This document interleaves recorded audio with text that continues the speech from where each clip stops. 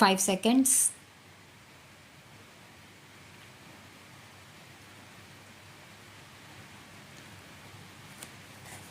Even assuming that the arbitration process involved highly technical and complex issues, which was time consuming, even then it was open for the arbitrator or for the parties to approach the court for extension of time to conclude the arbitration proceedings, which was not done either by the arbitrator or by any of the parties. As correctly noted by High Court in its impugned judgment, there was no cogent reason for the delay in making and publishing the award by the arbitrator.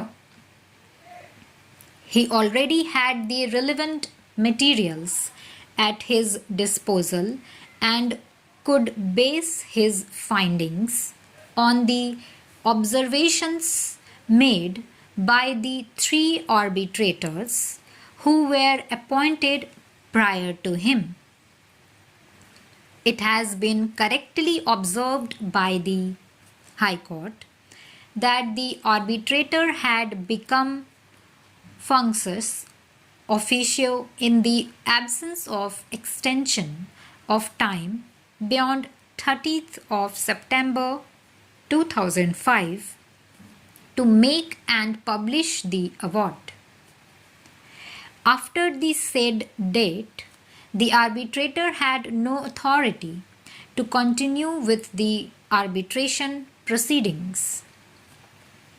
The learned counsel, appearing on behalf of the appellant, argued that in the absence of any statutory period prescribed under the Act for rendering an award, the direction of the court to conclude the arbitration proceedings within the time prescribed by it would not make an award passed beyond the time so prescribed null and void.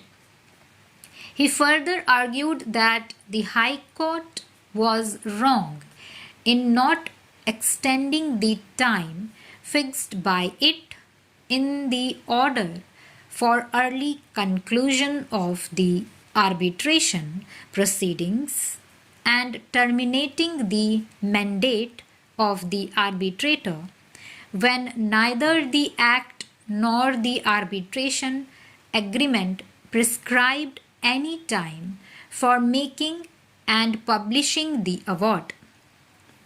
So far as this decision is concerned, we may keep it on record that this decision was rendered under the Arbitration Act of 1940 and not under the present Act, with which we are only concerned.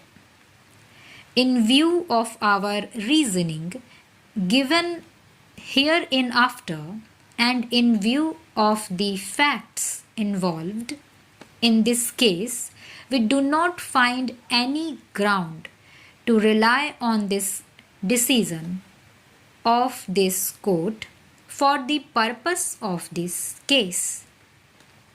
We have carefully gone through para 8 of the decision relied on by the learned counsel for the appellants.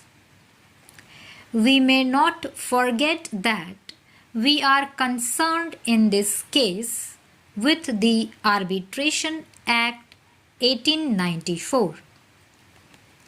Without going into the details of this decision, we may simply say that this decision cannot have any direct application. Stop.